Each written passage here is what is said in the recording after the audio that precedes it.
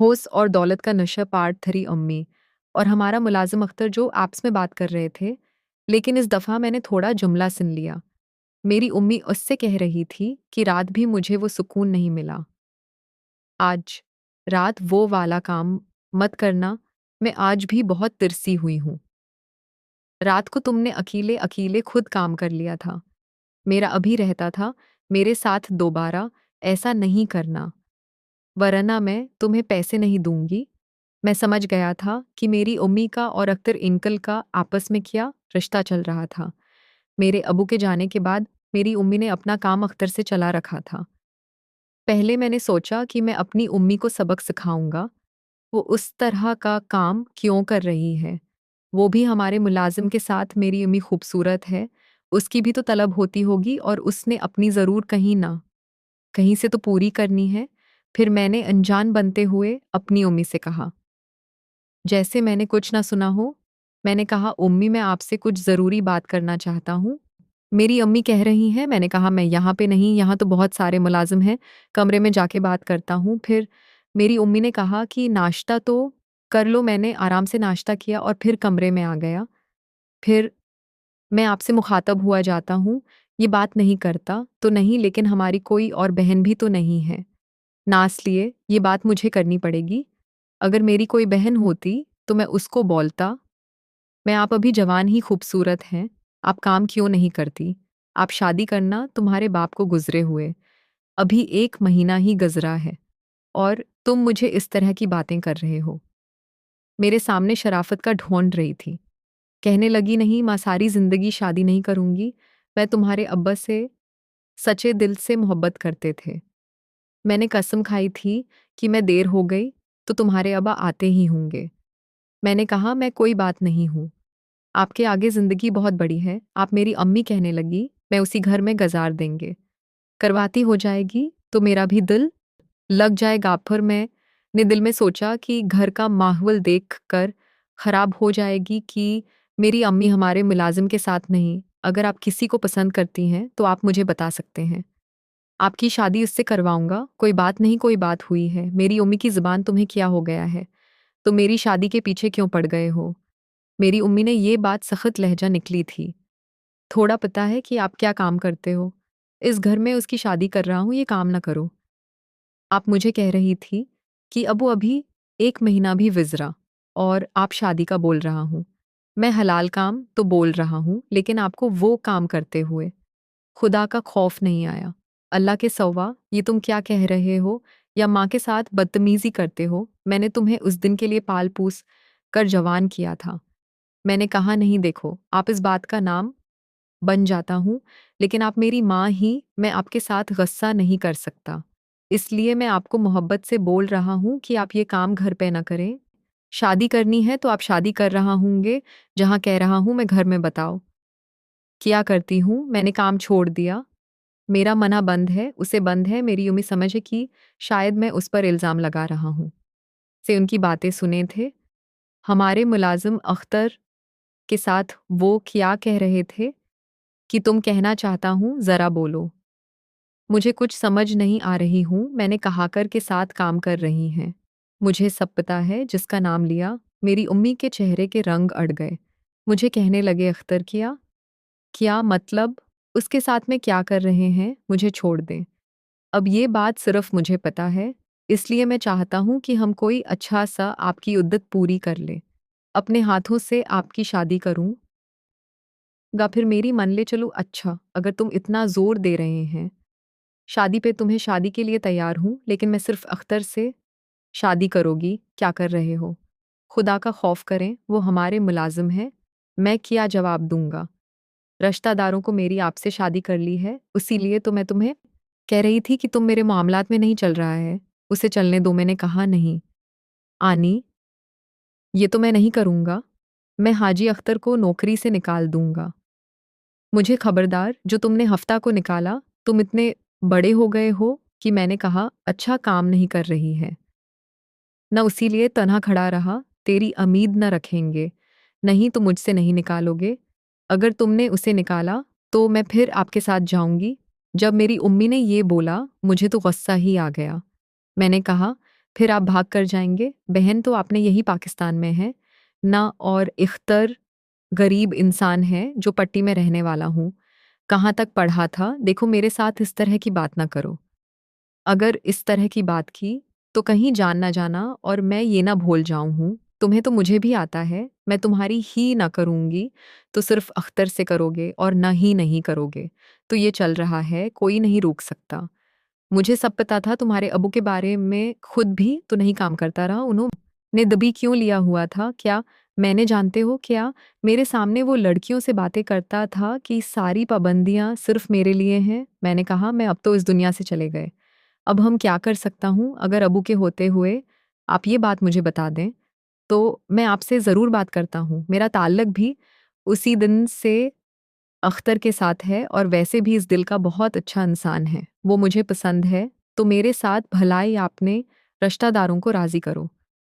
मैं अक्सर से शादी करना चाहती हूँ और वैसे भी रिश्तेदार हमारे मामलात में बोलेंगे, क्योंकि हम तो अकेले ही ना, बस तुम मेरे साथ मेरी इज़्ज़त से शादी करवा दो। मैंने अपनी उम्मी को सख्ती से मना किया कि अख्तर से दोबारा नहीं मिला, वरना मैं आज उसे नौकरी से निकाल दूँगा कि मैं उनकी कोई बात मान लेना। फिर वो कहने लगी, अच्छा तुम एक काम करो, आखिर को तो नौकरी से ना निकालो, बाहर निकला। अपने ऑफ़िस में आया, तो मैं नहीं आई थी, को फ़ोन किया था, तब तक दोपहर के 2 बज चुके थे। मैंने कहा कि मैंने इमाम हुसैन को किस काम पर लगा दिया है, वो शाम तक घर नहीं आएगा। तुम बताओ, ज़रा तुम्हारी तैयारी कैसी है जब तुम गए हो? मेरे शौहर ने अपने घर वालों को फ़ोन करके बुला लिया है। मुझे तैयारी करने नहीं दे रहे हैं कि मैं देखता हूँ कि शेर ज़मान तुम्हें कैसे लेकर जाता है। वैसे भी घर से आया था। ये बात सुनकर तो मेरा गुस्सा 7वें आसमान पर चला गया था। मैंने कहा तुम इस चीज़ की फ़िक्र ना करो, मैं घर आता हूँ। मैं मगरिब तक तुम्हें लेने आऊँगा। तुम इस्करा देना। फिर उसने फ़ोन किया था। उसके शौहर की भी आवाज़ आने लगी, मुझे कहने लगी बेटा, अब तो तेरा बंदोबस्त मैंने किया हुआ है। ये सुनते तो मुझे और भी बस आ गया, उसको फ़ोन 2 मीच खेलने को छोड़ दे। शहज़ाद साहब किधर हैं और मुझे यहाँ से ले जाएँ। फिर मैंने फ़ोन बंद कर दिया और मैंने आपको फ़ोन किया। इमदाद हसीन कहने लगा, यार उन्हें बड़ी मुश्किल से फ्लैट एक मिला है और उसे फर्नीचर भी लगा हुआ है। ना होगा, क्योंकि फ्लाइट एक अच्छे इलाके में लगा रहता है। दान तो मैंने कर दिया है। मैंने कहा आपने नाम का बना लो, शाम तक चला गया। फिर अमदाद हसीन कहने लगा, चलो ठीक है। फिर मैंने आपसे कुछ ज़रूरी काम है। मेरा दिल ऑफ़िस में बिल्कुल नहीं रहा था। मैं आज घर अपनी अम्मी का ये रूप देख रहा था और इधर म्यूज़िक में मसैला था। मैंने सोचा कि आज बारिश का मसला तो हल कर ही लूँगा, लेकिन आपसे मैं अपनी अम्मी को भी नज़र रखूँगा और जब भी अख्तर के साथ मिलते हुए मैंने उसको देख लिया था, मैं भूल जाऊँगा कि वो मेरी माँ है। उसी तरह शाम के शहसावर अमदाद हसीन का सिर ये फ्लैट की चाबियाँ चलें। आपको फ्लैट विज़िट करवा के आता हूँ, के साथ बैठ के गाने, प्यार का अंदाज़, हसन मुझे और काम था, तो आज से मेरा भी है, बंदा है, जो मुझे याद आ रहा है। उसको सुबह चले जाना है, कहीं जान है। अमदाद हसन कहने वाला कौन है? उसमें इतनी हिम्मत है जो आपके साथ गया, असल में मसला ये है, वो अकेला होता तो मैं उसे खुद ही नहीं देता। लेकिन उसके बनाए हुए क़वानीन हसन कहने लगा कि हमारे इलाके का जमा होना, इस को फ़ोन करता हूँ आपका अबू भी उससे बहुत सारे काम करवाता था। आपके अबू तो उसे ख़ास तौर पर उसी काम के लिए रखा हुआ था, जो भी आपके अबू को बेड़ियाँ से देखता था। वो बदमाशों से सबक सीखा था और पुलिस वाले भी बहुत जानने वाले हैं। और जिसको बोलो मैं अभी बोलता हूँ। मैंने कहा, नहीं, नहीं, यार पुलिस वालों से नहीं, बस तू इस बदमाश को फ़ोन कर हमें पलट कर ले और फिर वो आ जाएँ। फिर मुझे कमेंट में जो कि बहुत ही खूबसूरत बना हुआ था, वो दूसरी मंज़िल पर था, उसमें तो बिल्कुल भी नहीं हुआ था। ठीक है, अच्छा है, बस तू उसको फ़ोन करना, अभी हम चलते हैं। अमदाद हसन उसको फ़ोन किया था, उसका मतलब था उन्होंने कहा कि दिलबर हमारे साथ के बेटे आपके साथ मिलना चाहते हैं, क्योंकि हमारे साथ तो इस दुनिया से चला गया, तो आप उनके बेटे के साथ ना आपका काम चलता रहेगा। तो फिर दिलबर कहने लगा, हकीम साहब के बेटे के साथ मिलो, मैं तो उन लोगों का गुलाम हूँ, मैं तो सारी ज़िंदगी उन लोगों का नमक खाया है। हम जब तक ऑफ़िस में पहुँच गए और 15 मिनट बाद दिलबर दिलबर आया, तो मेरे पाँव पे हाथ रख मुझे मिलने के लिए मैंने कहा, दिलबर तो पाँव में हाथ ना लगा, मुझे गले से लगा, दिलबर को मैंने गले से लगा है और दिलबर को सामने कुर्सी पर बैठा है। दिलमगर मुझे कहने लगा, ए ज़मान साहब मैंने आपको देखा है, शायद आप मुझे नहीं जानते, लेकिन मैं आपके ये अब्बा आबा का बहुत मज़ा आ रहा था। मैं जान दे भी सकता हूँ और ले भी सकता हूँ, मैंने आपसे आपको बहुत सारी जान ले ली हैं। आप यूसुफ हो जिस दिन साहब का इंतकाल हुआ था। मैं होश में नहीं आया था, मुझे ऐसा लगता था जैसे मेरा सगा बाप मर गया हूँ, मैं अभी भी बहुत दिन हूँ। खुद सी कोशिश समझा कि मैं आपके लिए कुछ काम करो। मेरी जान आप मुझे हुक्म कर रात को 3 बजे भी मुझे फ़ोन करेंगे, फिर आपको मना नहीं करेगा। दिलबर की मैंने वफ़ादारी देखे, तो वो वाक़या हमारे सामने के साथ बहुत वफ़ादार था। उसने कुछ वाक़ात या फिर मैंने कहा दिलबर एक छोटा-सा काम और वैसे भी उससे तो मेरा सगा भाई तुम्हें ये कुछ भी चाहिए मुझे फ़ोन करके बता दिया करो, उससे तुम्हारे घर का सारा खर्च मेरा दिलबर मेरा शुक्रिया अदा करने लगा। मैंने खाना नहीं, दिलबर कोई बात नहीं, तुम मेरे भाई हो, मेरे अब्बा के लिए तुम काम करते हो। इसीलिए उनसे तुम मेरे लेकर तुम्हें पता दिलबर इतना बड़ा कारोबार सँभाला है, थोड़ा मसला तो आते रहते हैं, दिलबर कहने लगा। हाँ जी, आप हुक्म करें। मैंने फिर उसे बताया कि फ़लाँ बस्ती नहीं एक बंदा है, जो आपको बहुत मारता है, उसके वालिद हमारे ही ऑफ़िस में जॉब करते थे। आज सुबह मैं उसको समझा नहीं गया, तो क्या हुआ था, मैंने उसके लिए अलग घर ले लिया है। मैंने उसको कहा है कि तुम उधर मेरा क्योंकि उसका शौहर उसे हाथ उठाता है, उसको तशद्दुद करता है। उसने मुझे बताया है कि 10-15 हज़ार जमा किए। तुम्हें तो पता है कि नन गरीब पार्टी के लोग हैं।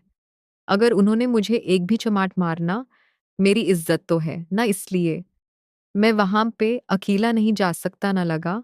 साहब जब मैं घर छोड़ दूँ, आप यही आफ़्स बैठे रहो मैं खुद जाता हूँ और उनको सिखाता हूँ और मैं खुशबू लेकर आपके ऑफ़िस में आता हूँ। मैंने कहा नहीं दिलबर नहीं हूँ, मैं तुम्हारे साथ चलूँगा, बल्कि तुम्हारे आगे मैं का उसने मुझे 2-3 गालियाँ भी दी हैं, तब से मुझे बहुत गुस्सा आ रहा है। मुझसे कंट्रोल नहीं हो पा रहा था। मैंने उसको सुबह लाज़मी सिखाना है। ये मजाल जो आपको गाली दी। मैंने कहा, "ज़रा अपने बंदों को फ़ोन करो, अभी यहीं पे आ जाएँ। हम यहाँ से सीधा वही दिलबर ने आपको फ़ोन किया था, मेरे ऑफ़िस के नीचे जमा हो गया।" कुछ गाड़ियों के थे, कुछ बेटे को उन्होंने मुझे बताया कि एक गाड़ी में असलहा भी रखा हुआ है। बहुत सारा अगर ज़रूरत पड़ी तो वो इस्तेमाल करेंगे। मैंने कहा, ठीक है। फिर मैं नीचे आया हुआ था। मैं आज दौलत के नशे में चोर था। अब सबसे आगे है और हमने उसके घर के बाहर पहुँच गए हैं।